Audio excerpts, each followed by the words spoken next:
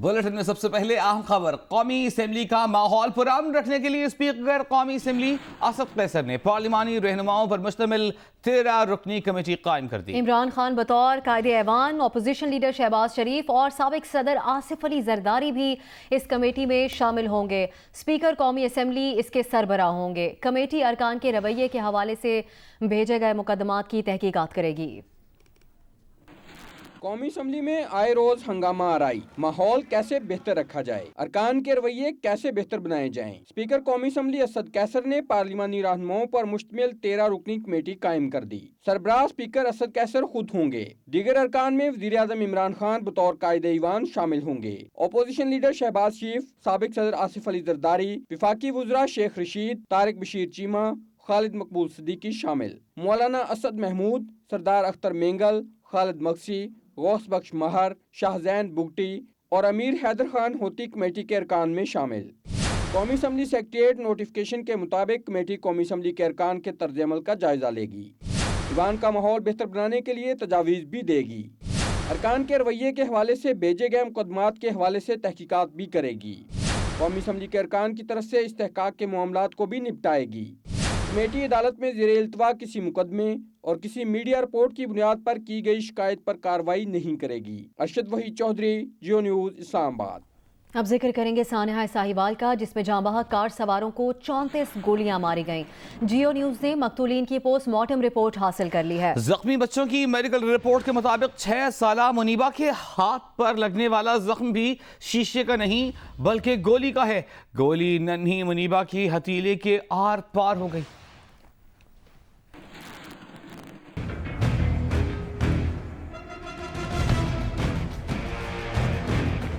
Sania Sahiwal CTD की कार्रवाई में जाँ बहक होने वालों की पोस्टमार्टम और जख्मियों की तिब्बी मुआयना रिपोर्ट जियो न्यूज ने हासिल कर ली। रिपोर्ट के मुताबिक जख्मी होने वाली 6 साल की मुनीबा के हाथ में शीशा नहीं गोली लगी थी, जबकि एक गोली कमसिन उमैर की दाहिनी रान को चीरती हुई दूसरी जानिब से निकल गई। जहां बहक 13 साल की अरीबा को 6 गोलियां लगीं। पुश्त की जानिब से छाती की दाईं तरफ 9 सेंटीमीटर के एरिया में 4 गोलियां पेवस्त हुईं, जबकि एक गोली पेट के दरमियान और एक टांग पर लगी। अरीबा को इतनी करीब से गोलियां मारी गईं कि उसकी जिल्द भी हल्की सी जल गई। रिपोर्ट के मुताबिक खतून नबीला को 4 गोलियां लगीं। सर में लगने वाली गोली आर पार हो गई और खतून का भेजा बाहर आ गया। एक गोली छाती के दरमियान में लगी। खतून नबीला का पूरा चेहरा पंक्चर हो गया, लेकिन रिपोर्ट में चेहरा पंक्चर होने की वजह नहीं बताई गई। फैमिली के सरबराह मोहम्मद खलील को 11 गोलियां लगीं। एक गोली सर में और बाकी जिस्म के दूसरे हिस्सों में लगीं। कार ड्राइवर जिशान को 13 गोलियां लगीं। दाएं जानिब से सर में लगने वाली गोली से हड्डियां भी बाहर आ गईं और गले पर लगने वाली गोली से आंख जैसा निशान बन गया। बाकी गोलियां जिस्म के दूसरे हिस्सों पर लगीं। सानिया साहिवाल के 10 दिन बाद सीटीडी ने 7 दस्ती बम और 2 खुदकुश जैकेट्स तज्जिए के लिए फॉरेंसिक एजेंसी को भिजवा दी। फॉरेंसिक माहिरीन का कहना है कि क्राइम सीन महफूज रखा जाता तो इनका तज्जिया भी किया जा सकता था। अब इनका क्या जायजा लें? इसी बारे में हम बात करेंगे। जियो न्यूज़ लाहौर के ब्यूरो चीफ रईस अंसारी हमारे साथ लाइन पर मौजूद हैं। रईस अंसारी साहब, मजीद क्या कहना है फॉरेंसिक माहिरीन का इस बारे में? देखिए, सानिया साहिवाल में जो अब तक के शवाहिद मिले उसमें ऐसे कोई चीज सामने नहीं आई कि वहां से कोई असला, कोई दस्ती बम या खुदकुश जैकेट मिली थी। लेकिन 10 रोज के बाद सीटीडी ने तकरीबन 7 हैंड ग्रेनेड और 2 खुदकुश जैकेट फोरेंसिक माहिरीन को भेजे हैं। फोरेंसिक माहिरीन का कहना है कि इनका हम क्या करें, कैसे तज्जिया करें, क्योंकि अगर हम क्राइम सीन सेव करते तो हम उसमें फिर तज्जिया करके बता सकते थे कौन सी चीज कहाँ से निकली। लेकिन उन्होंने हमें भेजा है, जो हमें इससे तज्जिया हो सकेगा, बहुत मुश्किल है इसका बताना कि वहां से बरामद हुए, हम भेज देंगे। इसके अलावा एक कार जो वहाँ साने में जिसपे गोलियां चली थी वो भी उनके पास पहुंच चुकी है और अभी तक उसमें तज्जिए में पता लगा कि 50 के करीब गोलियां उसमें पेवस्त की गई। जी, बहुत शुक्रिया आपका रईस अंसारी। सानिया साहिवाल पर बनी जॉइंट इन्वेस्टिगेशन टीम एक मरतबा फिर साहिवाल पहुंची। वाक़े के हवाले से सिर्फ 2 अफराद ने बयानात कलमबंद करवाए। सीआईडी के सरबराह एडिशनल आईजी एजाज शाह का कहना है कि मुख्तलिफ पहलुओं पर तफ्तीश की जा रही है।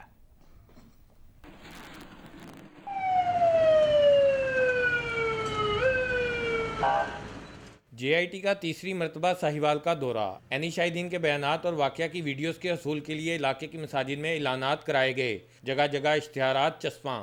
JIT کے ممبران 3 گھنٹے تھانے میں بیٹھے رہے۔ جب ساہیوال واقعہ پیش آیا تو بہت سے عینی شاہدین سامنے آ گئے تھے، لیکن پولیس اور تھانے کا خوف تھا یا کچھ اور؟ صرف 2 افراد نے ہی بیانات قلم بند کرائے، یہ بھی وہ لوگ تھے جو واقعہ کے بعد وہاں پہنچے تھے۔ JIT کے سربراہ ایڈیشنل IG سید اعجاز شاہ کا کہنا تھا کہ شواہد کی تلاش جاری ہے، کوئی بھی شخص آ کر سانحہ ساہیوال میں بیان دے سکتا ہے۔ 2 لوگ آئے اور یہ جو ہیومن رائٹس کی ٹیم، پھر اگر کوئی ہمیں ملے گی کوئی چیز رہ جائے گی تو پھر دوبارہ آ جائیں گے، ہم تو ادھر ہی ہیں ساہیوال میں۔ ہیومن رائٹس کمیشن کے 3 رکنی وفد نے JIT ممبران سے تھانہ یوسف والا میں ملاقات کی اور انسانی حقوق کے حوالے سے اپنے تحفظات سے آگاہ کیا۔ میڈیا سے گفتگو میں ان کا کہنا تھا کہ تفتیش میں سکم ہے۔ جب سے ٹیررزم شروع ہوا ہے ان کی بھی جانیں قربان ہو رہی ہیں، وہ بھی قربانیاں دے رہے ہیں، اور آل آف اے سڈن یہ دھبا اس قسم کا گندا اور گھٹیا ان پہ لگتا ہے۔ تو after all the police is also a police. They are there to protect, not to kill. آج ہم نے یہی بات کی کہ وہاں پہ جا کے آپ اسٹیٹمنٹ ریکارڈ کریں جہاں پہ کوئی اسٹیٹمنٹ ریکارڈ کرنا چاہتا ہے، آپ ضروری نہیں کوئی یہاں پہ بلائیں۔ ان کے پروسیس میں کچھ لیکونز ہمیں نظر آئیں جس کے ہم نے ان کے ساتھ نشاندہی ہم نے ان کے ساتھ۔ ذرائع کے مطابق ساہیوال واقعہ میں 6 افراد ملوث تھے۔ CTD کے 6 اہلکار گرفتار ہیں۔ ان گرفتار اہلکاروں کے بیانات ایک بار پھر قلم بند کیے جائیں گے، لیکن دیگر 10 افسران اور اہلکاروں کو تاحال شامل تفتیش نہیں کیا گیا۔ مقامی نمائندے وحید غنی کے ساتھ میاں عبید، جیو نیوز، ساہیوال۔ دوسری جانب سانحہ ساہیوال کی متاثرہ خلیل فیملی کے وکیل شہباز بخاری نے الزام عائد کیا ہے کہ CTD افسران پیٹی بھائیوں کو بچانے کی کوشش کر رہے ہیں، لواحقین کی جان کو خطرہ ہے۔ CTD کے افسران ابھی بھی اپنے پیٹی بھائیوں کو بچانے کے لیے کاروائیاں کر رہے ہیں۔ خدارہ اتنے بڑے سانحہ کے بعد کچھ ہوش کے ناخن لیں، اور جو تھریٹس لاسٹ پریس کانفرنس میں بھی مدعیان نے اپنا کنسرن شو کیا کہ ان کو لواحقین کو خلیل فیملی کو انتہائی لائف تھریٹس ہیں۔ سانحہ ساہیوال کی متاثرہ خلیل فیملی کے وکیل شہباز بخاری نے لاہور میں پریس کانفرنس کی۔ ان کا کہنا تھا کہ انہیں اور متوفی خلیل کی فیملی کو دھمکیاں مل رہی ہیں، لواحقین کی جان کو خطرہ ہے، تحفظ فراہم کیا جائے۔ ان کا کہنا تھا کہ CTD سے اتنے بڑے واقعے کے بعد کچھ بعید نہیں۔ JIT اب تک ہونے والی تفتیش کے حوالے سے تمام پیش رفت سے آگاہ نہیں کر رہی۔ لواحقین کی سیکیورٹی کا مسئلہ حل نہ ہوا تو chief justice Lahore high court سے اپیل کریں گے۔ سینٹ کی قائمہ کمیٹی برائے داخلہ نے سانحہ ساہیوال کے متاثرین کو کل بلا لیا۔ قائمہ کمیٹی کے چیئرمین رحمان ملک کا کہنا ہے کہ سینٹ کی گاڑی لواحقین کو لے کر اجلاس میں آئے گی۔ رحمان ملک نے کہا کہ سانحہ کے متاثرین کمیٹی میں جو کہنا چاہیں گے وہ کہیں گے، وہ خود بتائیں گے کہ کمیٹی نے انہیں پہلے نوٹس نہیں کیا تھا۔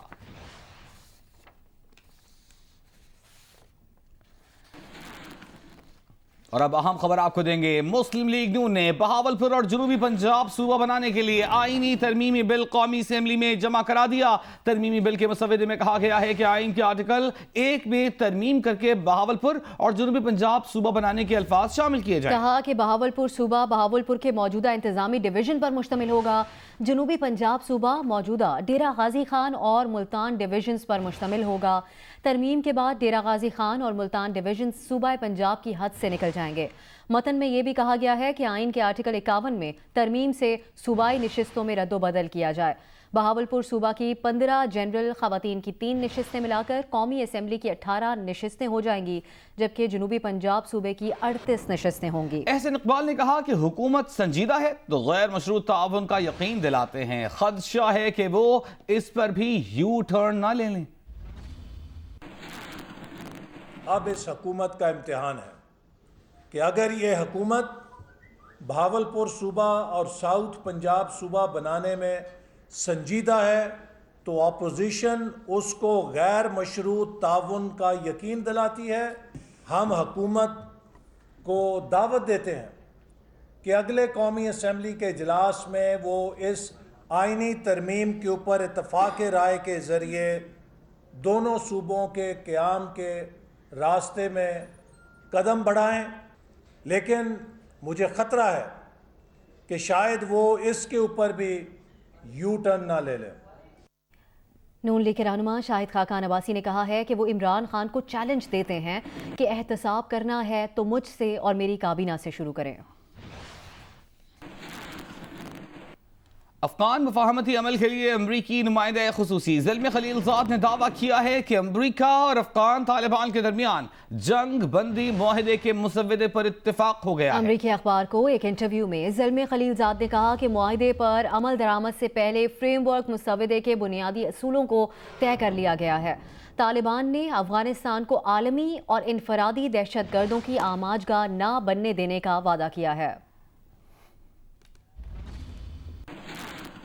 اس سے پہلے افغان صدر اشرف غنی نے قوم سے خطاب میں طالبان کو 2 آپشنز دے دیے۔ اشرف غنی نے کہا کہ طالبان کے پاس 2 آپشنز ہیں، افغان شہریوں کے ساتھ کھڑے ہوں یا پھر دوسرے ملکوں کا اعلی کار بنے۔ افغان حکومت 40 سال کی جنگ کے خاتمے کا ارادہ رکھتی ہے، طالبان افغان حکومت سے براہ راست مذاکرات کریں۔